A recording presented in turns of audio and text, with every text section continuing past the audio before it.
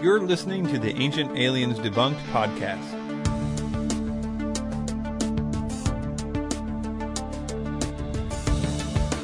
Hey, welcome to the Ancient Aliens Debunked podcast. My name is Chris White, the filmmaker of Ancient Aliens Debunked, available for free at the website ancientaliensdebunked.com.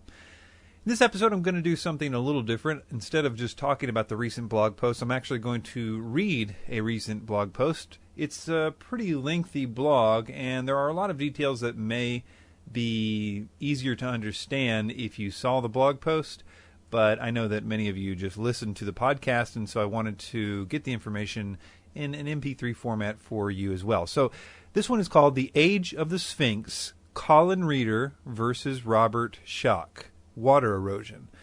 It was posted on November 29th, 2012 by me, and it reads like this. I basically grew up believing the theory proposed by Robert Schoch and John Anthony West in 1992 that the Sphinx was eroded by water, and, as the story goes, the only time that could have happened was about 5,000 to 7,000 BC, which is of course far earlier than the conventional date for the construction of the Sphinx during the reign of the pharaoh Khafra, circa 2558 to 2532 BC. Schoch's early date for the Sphinx has been subsequently used by folks like Graham Hancock to support his theory of the existence of ancient civilizations like Atlantis. Others have noted Schoch's work to promote the theory of a prehistoric alien visitation and similar ideas. I think such theories are unnecessary in light of the evidence that I will present in this article. Unlike similar debates with ancient alien implications, this one has played out in scholarly circles, most of the articles being published in the late 1990s and early 2000s.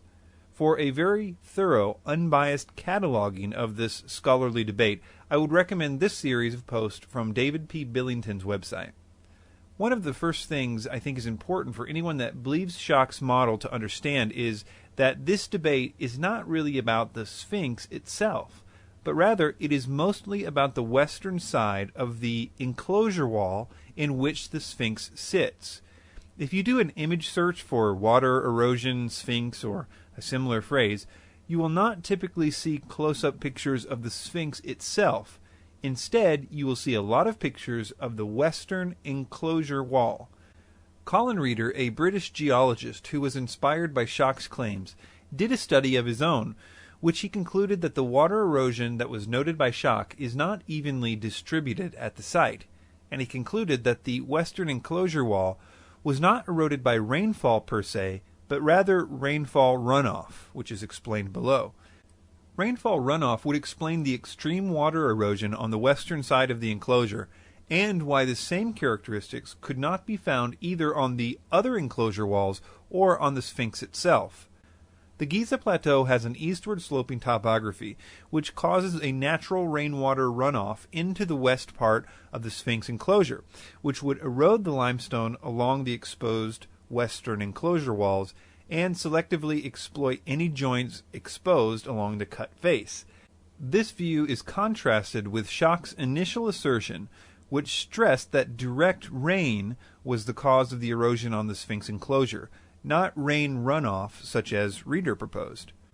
Reader's theory was met with more enthusiasm than Schoch's by mainstream Egyptologists, who by this time had realized that they too had better come up with a theory on this anomalous weathering on the enclosure wall. But there was a problem with Reader's theory as far as they saw it. If Reader was right, it would mean that the Sphinx was about 400 years older than they thought. And even though Reader's date was 3,000 to 5,000 years after Schoch's, it was still not something that they were excited about agreeing to, though at present they've settled on a type of stalemate, calling Reader's theory possible but not proven. The reasons that Colin Reader proposed that Khafra didn't build the Sphinx often were the same ones that Schoch was using, with a few notable differences. Primarily because if the erosion was caused by the water drainage coming into the enclosure, then the Sphinx would have had to have been built before the quarries which lay to the west. This is because the natural path that the water would have taken on the way to the western enclosure wall would have been forever interrupted when the large quarries were made. In addition, Reader proposes that the Sphinx was carved by an early solar cult on the plateau, which is why the Sphinx is facing toward the rising sun. He also proposes that it likely once had the head of a lion and not a man, but that the head was carved down to look like the head of Khafra during the time that the Sphinx was integrated into Khafra's memorial complex, which may explain the current disproportionately small head in relation to the bigger body. It seems that Schoch is also endorsing this lion view on his website.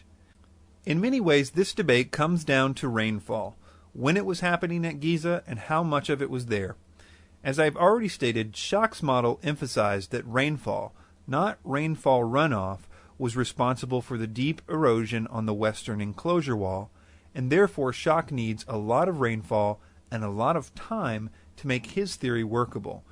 Whereas Reader's theory, since it proposes that the collected water from the plateau gathered together and drained at the western enclosure wall, he needs a substantially less amount of rainfall and time to account for the erosion of the limestone wall.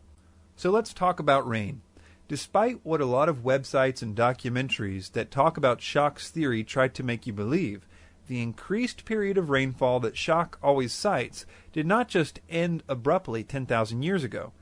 I will quote from Reader's article, published in the Journal of Archaeometry, called A Geomorphological Study of the Giza Necropolis with Implications for the Development of the Site. He says, quote, "The rainy conditions of circa 5,000 to 7,000 BC, to which Schoch attributed the degradation of the Sphinx, will have been separated from these latter arid conditions by a transitional phase, during which increasingly arid conditions will have been interrupted by occasional, probably seasonal rains. Flood damage to Menkaura's Valley Temple, Reisner 1931, he's citing their paper, attests to that fact. Even during the late Old Kingdom, rainfall runoff was a significant agent of erosion at Giza." In other words, there is more than enough rain to cause the erosion during the time that Reader is proposing for the Sphinx, especially when you consider that Reader's theory needs only a tiny fraction of the rainfall that Schoch's theory needs. But again, this transitional period between 7000 BC and 2350 BC had plenty of rain, and even short bursts of rain which would cause a kind of flash flooding that could cause very quick erosion. Reader cites other examples of this on the Giza Plateau in the excerpt above. Though Schoch has not written anything new in the scholarly journals about this, he did briefly interact with Reader's points in a point-counterpoint which I have put together, and I will post it at the end of this article. Also, in an interesting twist, in a June 2005 interview, Schoch endorses Reader's theory about the water runoff and the quarries, but says that he doesn't think that even with runoff being the primary agent of erosion, it would be enough water to cause the erosion seen on the western enclosure wall, obviously implying that he still thinks it needs the increased rainfall of his much earlier period. Though his reasons for this belief are not clear, he offered that though he agrees that the limestone is of poor quality on the wall, suggesting that it could be eroded easily, it is not as bad as some writers suggest. As far as I am aware, Schoch has never interacted with Reader's responses to his criticisms, which are listed below, nor has he explained why he thinks the limestone rocks would need more time and more water than what were there during Reader's earlier date. He does, however, make points regarding the context of the site and his own subsurface findings, which are discussed at length below. To be sure, there are other types of erosion besides water runoff going on at the Sphinx enclosure and on the Sphinx itself, but almost all parties agree more or less on the basics of these other types of erosion these days, even the mainstream guys. The Sphinx is made up of 3 different types of limestone, each with a different strength. The top and the bottom parts are much stronger than the middle part, which makes up most of the body of the Sphinx, and it is badly eroded by a number of factors. As I said, almost all parties agree, including Schoch and Reader, that the erosion seen on the Sphinx itself is caused by a number of factors, including rainfall, not runoff. Even the conventional date for the Sphinx allows for a couple hundred years of light rainfall. In addition, all parties now agree that salt exfoliation, or chemical weathering, proposed by K.L.A.L. Gauri, is also playing, and has played in the past, a major role in the erosion of the Sphinx. Here is a description from Colin Reader about this process, which can and does happen even in the desert conditions today. Quote, dew forming at night on the exposed limestone removes soluble salts from the surface of the rock. Capillary forces draw in this solution into the pores of the limestone matrix, where further salts are dissolved from the internal pore walls.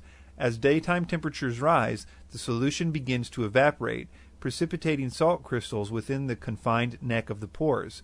The pressure which the crystals exert as they grow leads to the flaking of thin rock layers from the surface of the limestone. Schoch has another line of evidence which centers on what Schoch believes to be subsurface weathering of the floor of the Sphinx enclosure. He attained this data from non-invasive seismic geophysical surveys. This part is a bit technical for me, but it was explained to me this way by someone involved in this debate who wished to remain anonymous. Quote, what Schoch tried to do was date the exposure of the enclosure floor to dry air weathering. When rock is exposed to the atmosphere, it begins to undergo chemical changes, and the depth of this change or weathering can be a measure of how long the rock has been exposed. What Schoch did was measure the depth of the weathered rock using sound waves. These bounce back very fast if the rock is sound and more slowly if it has been weathered. He found that the rock under the floor, along the sides and front of the monument, had weathering that was twice as deep as the rock under the passage and back of the monument. From these findings, he concluded that if the back passage was excavated by Khafra, then the main body of the Sphinx would have stood on an exposed floor beginning sometime between 4750 BC and 7000 BC.